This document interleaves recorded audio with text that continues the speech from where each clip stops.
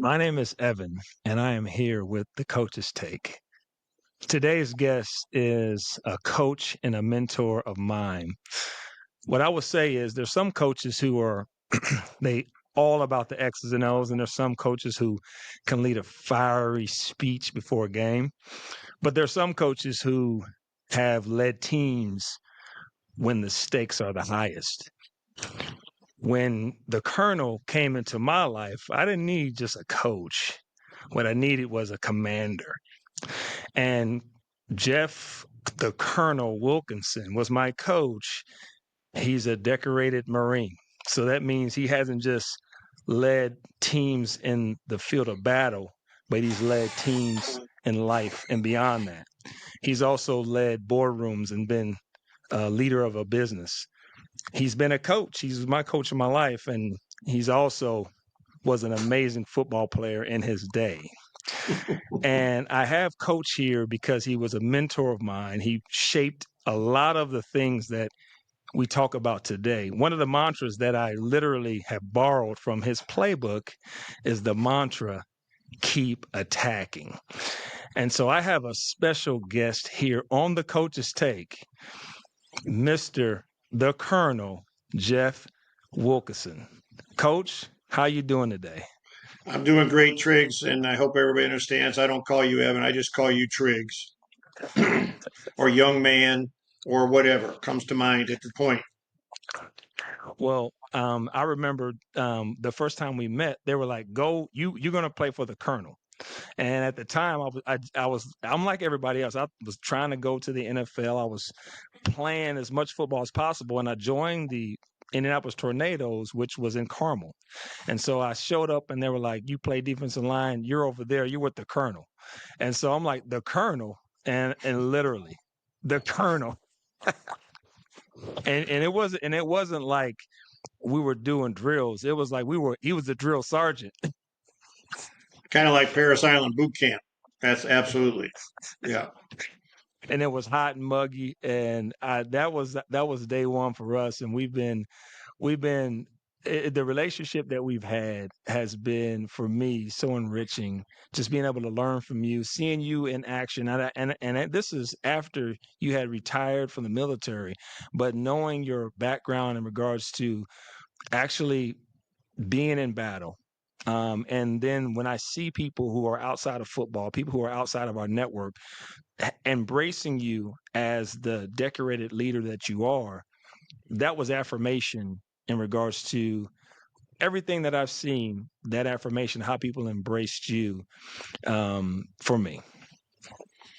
Well, it was mutual because the likes of you and Rock and the rest of the guys that again we're trying to aspire to a higher level. Both of you guys playing in arena football, and that was how we were trying to recruit because that's what we wanted to try and develop. With Barry Krause and Ray Donaldson, both former NFL greats in their own time. But I can assure you that we have maintained a relationship over these long years, as I have with Rock and several of our other players and coaches. And one of my things is that mentorship is a dual edged sword. So I'm learning from you just as possibly you're learning from me. And that's kind of the way I approach relationships. I think it has to be one of give and take. And if we ever think that we're too above learning, as I'm a lifelong learner, and there's things that I'm going to learn from you as a businessman now that we're both kind of in the business world, if you will, and out of sports to a degree of actually playing. I think it's important for your audience to understand that we learn from each other. That's what relationships are all about. That's what business is about. It's about relationships and leveraging off of what we're learning from each other. So we're going to dive more into that because there's a lot to unpack with that whole process, right? From the mentor, you do learn from the mentee and you pay that forward. So we are going to have a take on a particular person that mentored you and that shaped your life. But let's talk a little bit about the journey because I wrote in my notes here, and this is a phrase that came up in my research. You went from from the military or you went from sports to the military, then back to sports, but in business has kind of been always in the background as what you've been able to accomplish, leadership, coaching and mentoring, and now, like you said, you're still in business. Those are things that you that never kind of evade you from your profile. But also too, you stayed attached to the military for a long time. But it had to start at some place. And I want to say this very quickly here. Congratulations! A few years ago, I think maybe last year or 2 years ago, you were inducted into the High School Hall of Fame at Crown Point, That's correct. Yep. Which was a and you great played. honor, and it was a great evening. Yep. And this was right around the time when Crown Point started to get really good at football. I guess they were already good, but they started to show up on the top of rankings in Indiana, which you sent me some text messages giving me a I hard did time indeed. about. Yes. Whenever Cathedral was losing and Crown Point was winning, I made sure that you knew it. That's right. Well, So Crown Point's in the region, so we're region rats up there. yeah. Yeah. So coach, share with us a little bit about your journey. So when you came through um the military, I found out that you were lieutenant colonel of a tank commanding group, and you also fought in multiple battles and multiple wars. But you were a football player and athlete, so that transition had to happen. Share with us a little bit about your background in that transition. Well, I originally left high school, went to college to play ball. For whatever reason, majored in the wrong disciplines. I majored in fraternity and football and girls, and that was not exactly what the dean felt was appropriate. And as a result of asking or having been asked to leave college for a while to kind of grow up, that's how I ended up in the Marine Corps. And Hmm. I ended up enlisting in the Marine Corps. And following an overseas tour, I was sent back to Quantico, Virginia. And in those days, each of the services had a varsity athletic program. We had varsity wrestling, basketball, you name it. But more importantly, we had football.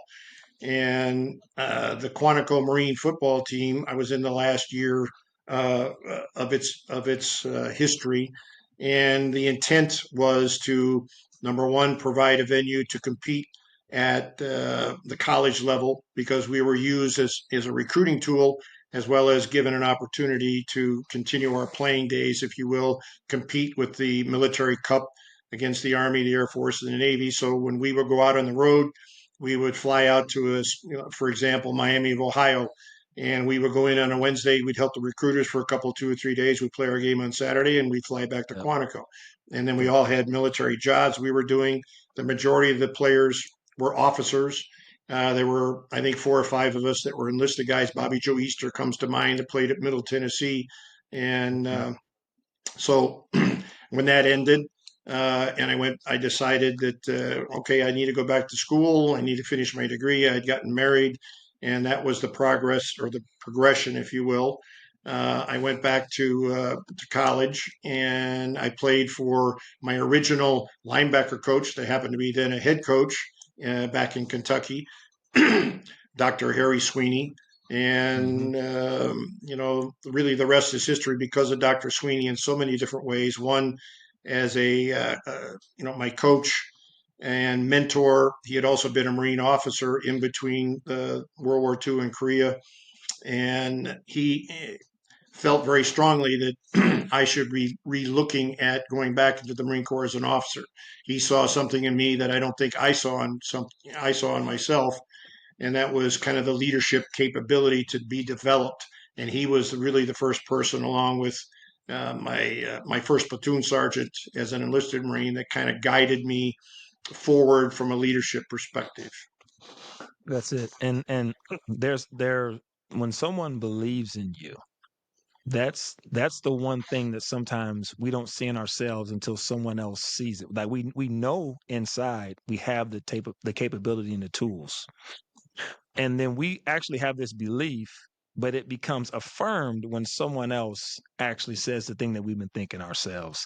And a lot of the things that I've been able to achieve, just like you, it was someone, a coach, a mentor that said, you can do it. or said you probably should do it and push me that direction. And then there's an accountability piece too that's like, hey, you take this step, I'm here with you anytime you need it. And sometimes that's all you need to have is somebody in your corner to make those decisions. Well, it was, and again, as I mentioned, I had actually signed a contract to coach and teach coming out of college. And at the last minute, Dr. Sweeney introduced me to the Marine officer recruiter. We had a long discussion, and it was okay. Uh, I agree. It would be something that I could let me do this for 3 years. Let me see what I can take from this opportunity to grow, if you will. Interestingly enough, the superintendent of the school that I had signed a contract with said, well, I'm going to put this in my drawer.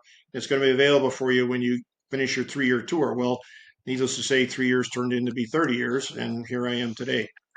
Yeah. So 30 years in the Marine Corps, that's a long time. And when we have conversations, coach, you weren't just coaching us. This is back in the day. You were the supreme strategist, not just at a coaching level, at a general management level, at a Marine Corps level, always speaking to us from a strategic level. Is that something that you picked with all the years, 30 years in the Marine Corps? Are those strategies like totally ingrained in how you do things? It, Well, life, as in business, as in the military, is kind of, in my opinion, is divided into three segments. You got the tactical level, which is the day in, day out stuff, boots on the mhm, ground. What we're going to do next in the next hour, what we're going to complete this day, and then you've got the operational piece, and that's that's the monthly planning calendar. Okay, what do I need to achieve this month to be prepared for the progress of the next month? And mhm, then the strategic piece is your strategic plan. And I think anybody that puts a strategic plan together that goes beyond 18 months is wasting time. And so mhm, you're looking at the tactical piece, what I'm going to do today, the operational piece, what I need to get done this week to finish this month, and then the strategic piece, which is, these are the goals I need to aspire to be able to complete this FY fiscal year so that mhm, I'm in the black, right? I want to be able to make mhm, some money in this business.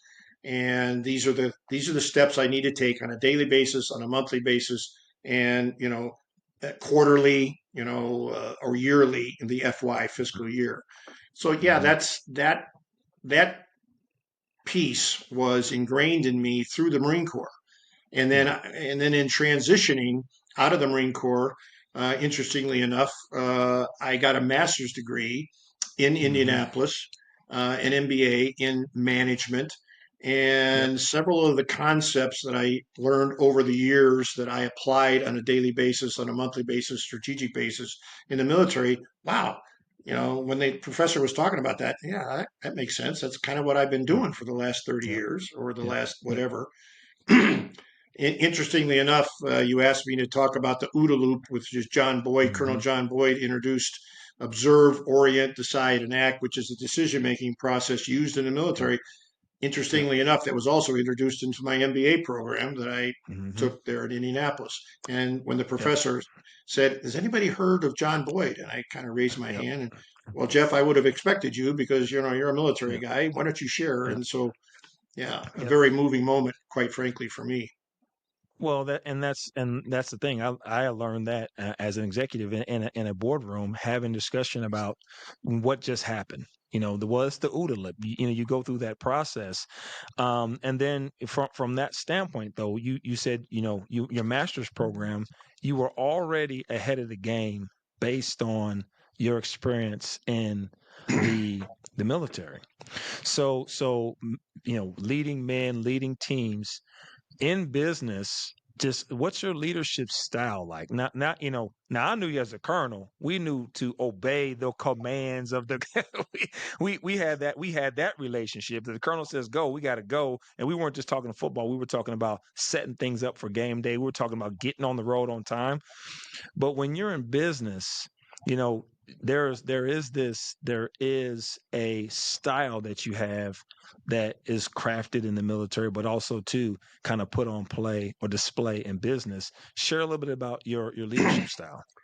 Yeah, there's two things. One is empowerment, and one is what we would say is trust tactics. Okay, so Mhm, interestingly enough, when I got commissioned and I was a brand new second lieutenant, and it wasn't 2 weeks into taking command of my first platoon that my platoon sergeant took me behind the woodshed and he said, "Lieutenant, here's the deal.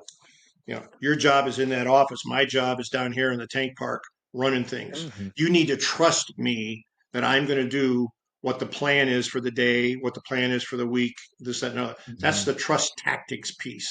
And then mhm. as I evolved, and I said, yeah, Staff Sergeant, you're probably right. But then I learned very quickly to empower them. And the more I Mhm. empowered my Marines, the less I had to worry about, to think about whatever, because then it became SOP, standard operating Yep. procedure. Trust in the process that you've established in your business network, for example, and then trust in your people and empower them for decision making. Not something that Yep. I had to do 24/7. And the more that I relinquished, and I Mhm. think truly in my service, and I'm very proud of obviously being a Marine, and I really can't speak to the others, but I know with us, I often say, I was a really good sergeant and I was a so-so Mhm. colonel, but I surrounded myself, and I say this tongue in cheek and kind of, laughing a little bit, Mhm. but in Yeah. reality, I surrounded myself with the best sergeants and staff sergeants and Yep. gunnery sergeants and master sergeants that I could find Yep. because I knew I could empower them and I could Yep. trust them to accomplish whatever mission was assigned to us. Yep. So those That two things, coach. I think, are critical nodes that your audience really needs to take. And in my business life in retirement, I don't see that as often as I think we should. When I am working with really, and I've worked for some really quality companies in hostile environments. I worked for KBR in Iraq. I worked for Fluor Daniel in Afghanistan. I worked for DynCorp in Mhm. Afghanistan. I mean, these are big name Mhm. defense contractors. And again, and as a senior leader within those, and the thing I constantly had to get back to, hey, trust your people, empower them, Yep. make sure that when Yep. you give them the mission, I have three key words. They're called in order to. As long as our people understand the why are you Yep. telling me to do this? What's the outcome expectation? The in Yep. order to, the why, is why we're Mhm. doing what we're doing today, what we're going to be doing next week, what we're going to be doing down the line. Yep. But listen, starting with the why, that's a book that I was just referring to in a conversation right before this podcast. But just to recap a few things. Trust, right? Trust the process. Empower your people. If I trust them and with my training, with the processes and procedures that we have in place, I need to empower them to act on what we coached, what we've discussed. And the most important piece you said is I need to surround myself with talented individuals where it makes that trust easy. If I got people who are around me that there's a level of talent, there's a level of what I would say loyalty and engagement, then it makes trust possible. And that's how you build a sustaining team. That's how you build a great team. So you drop some serious information for folks taking notes, because this is what championship level anything is built on: trust, empowerment, and honestly being able to have a process that's written that everybody can follow that makes sense. So, Coach, I don't want this to be the spoiler, but this is my most favorite segment of this show, and the podcast coaches take. Everybody that comes on here is leading, is coached, as mentored, has been mentored, and has been coached, and everybody that comes on here has to agree to give a take on a coach. Now, we gave a little bit of a spoiler early, but I want to make sure, Coach, I give you the opportunity to, one, to just share name by name. One, that to name your coach by name. Number two is to talk about what they imparted into you and how you pay that forward. And you give that take on this show. This is the favorite take. This is the favorite segment of the show. So, Coach, go ahead and give your take on your coach for me. Okay, so I've already previously mentioned Dr. Yep. Harry Sweeney, who's no longer with us, Mhm. unfortunately. was a helicopter pilot in the Marines and was an assistant coach at UK and head coach at Morehead State University and a physical education professor. I majored in health, physical education, recreation. So I had him not only on the field, but I also had him in the classroom. And because I was one of the older guys on the team and was married, was working literally for the university as a dorm director. He and his wife and my wife and I, they kind of his wife adopted my wife as well, Hmm. my deceased wife now, unfortunately. But there's a couple things that really stand out that Dr. Sweeney imparted not only to me but to the rest of us. But it really hit me, and it's something that I've carried. There's like four things. One, you need to think about all others besides yourself. There's Hmm. a famous book written, "Officers Eat Last." Highly recommend Hmm. that book Hmm. to your audience. And there's a reason that officers eat last, especially in the Marine Corps. Again, I'm not pointing fingers at the other services. And then I'm a lifelong learner, and he always advocated that educating the mind is the key to victory in life. Educating the mind. Hmm. So we should never ever stop learning. We should never ever stop reading. Yep. About how we can be more successful. And then he's a big team guy, so success unshared is actually failure. Hmm. And then the key component that he always stressed to us is keep attacking. Keep attacking life. Keep attacking the environment that you're in. There's a famous picture that I've given to my boys, and you know, it's a picture of a stork, and this I think it's a stork or whatever, and it's eating a frog, and that frog has got his hands around that stork's throat, and he's just choking away, right? Because he Uh-huh. ain't going to keep attacking. He's No. going to keep Yeah. attacking until it's all said and Yeah. done. Yeah. Yeah. And I found that to be true. I have a 70% rule in decision making that I haven't mentioned here that I think is something I impart to all my people. I strive to achieve 70% of a solution before I make a decision. Mm. Not always going to get 70, but I want to strive to get that. I don't want 100%. If you wait, you're going to get beat. It's the OODA loop: observe, orient, decide, and act. You got to do that faster than the other business you're competing with or the enemy that you're fighting. So if I have 70% of the solution, I'm either going to attack or I'm going to withdraw, and I'm going to attack in another direction.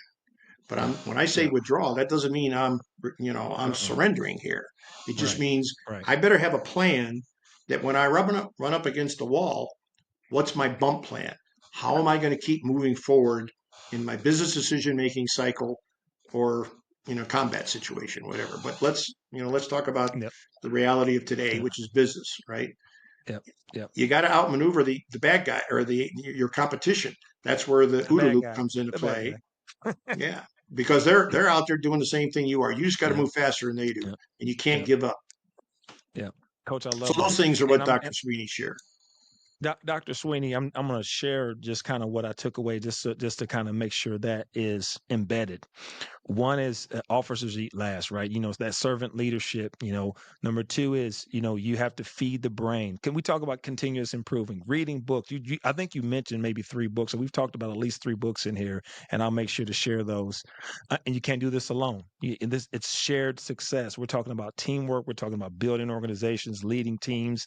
That shared success. Everybody, it celebrates everybody's wins. It's not just about me. And then keep attacking. And that's the mantra, Coach, I'll tell you, that I share with you, because this was not easy to get this online engagement going. No, it We was had to not. we No. had to we had to work hard to get this, but we got it on, and everybody's mics is working, all this stuff. And Coach said, we just got to keep attacking. That's Well, real life. for And everybody's background, I mean, I have a new computer. I'm not a tech savvy kind of guy. Here, we're trying to, for the last 10 minutes, trying to get this to work. I yeah, couldn't get the speaker yeah, to work, but yeah. we kept attacking Keep attacking attacking. the Keep objective. attacking. Yes. So, Coach, we've come to the end of our time. I want to share with you how much I really have appreciated you being in my life, and I mean that. You didn't come as a coach; you came as a mentor. You came as a commander, and you didn't take no crap off the stuff that I was doing. And I needed that at that time, Coach. You kept me straight. You took care of me. You took care of my wife and my family. Well, I was And about I to owe say, you a big Megan. thank you, Megan really took care of you, and that's the only reason I stayed close to you because I think a lot of her, and you can tell her I said that. Yeah. Coach. I don't want you lying on my show. Coach, I love you and I appreciate you. And thank you so very much. I appreciate you being here.